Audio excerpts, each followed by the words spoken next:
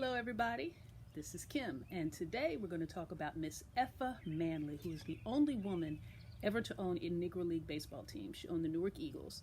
So in celebration of girl power, I decided to wear my power puffs. So Effa Manley, she was born in Philly, but she was raised in New York. She was a huge baseball fan and spent a lot of time at Old Yankee Stadium watching Babe Ruth. No one really knows for sure her race. Her mother was white.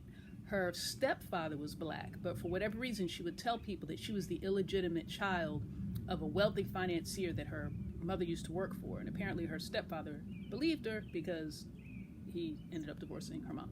But later on, when she got married, on her marriage certificate, she put that her stepfather actually was her biological father and listed herself as colored. So nobody really knows. She definitely aligned herself with everything African American. She had 6 siblings, all of which were black because all their fathers were black. She spent a lot of time doing a lot of causes later on in life to support the black agenda. So she gets married to Abe Manley. He's 15 years older than she is. He's well established, as he's known like as a baseball guy. So that helps elevate her social standing in the black community, and she's able to use that status to do more as far as charity and donations and furthering causes. Now, while they were together, they did buy the Newark Eagles. Now, they weren't like a super championship team. They were a good team. They had good players. They had Monty Irvin. They had Ray Dandridge. They had Larry Doby. So they were basically, to black Newark, they were what like the Dodgers were to Brooklyn. So they were, again, respected, just not a super championship team. As far as the business side of the team, most of that effort dealt with. Her husband Abe did the recruiting. So Effa made sure that the players got good contracts, that they were taken care of, that they didn't get in trouble, that they were well dressed, that they acted, she was like Mama Effa.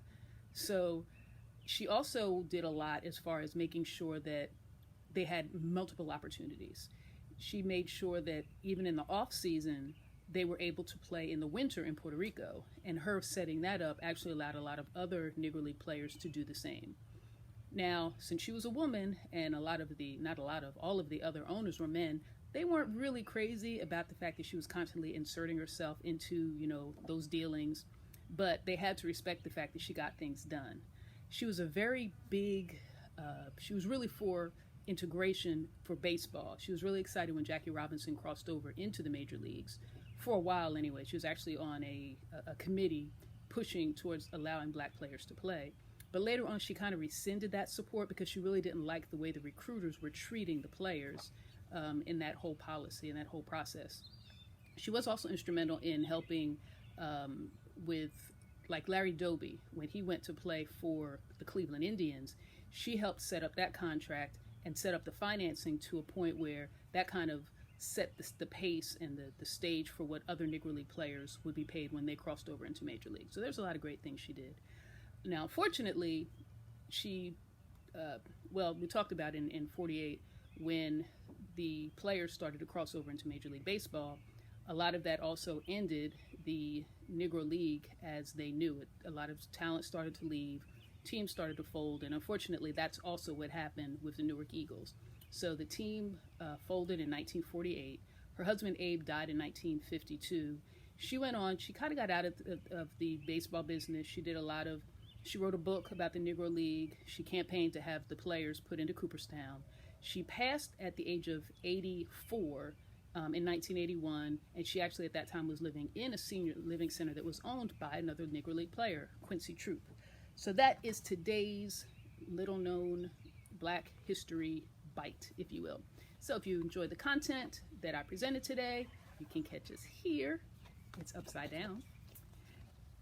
Facebook, Instagram, LinkedIn, Twitter, YouTube at Black Before You, Black letter B, number 4 letter U.com. And if you like my jersey, hi! You can also get it on our website at blackbeforeyou.com. Empowering our future by honoring and preserving our past. My name is Kim. Have an amazing day.